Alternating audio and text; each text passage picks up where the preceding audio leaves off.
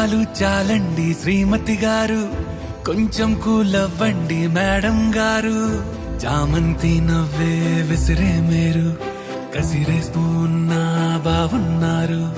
సరదాగా సాగే సమయంలో నా మరిచిపోతే బాధ కబురు, వద్దు అంటూ ఆపేదెవరు.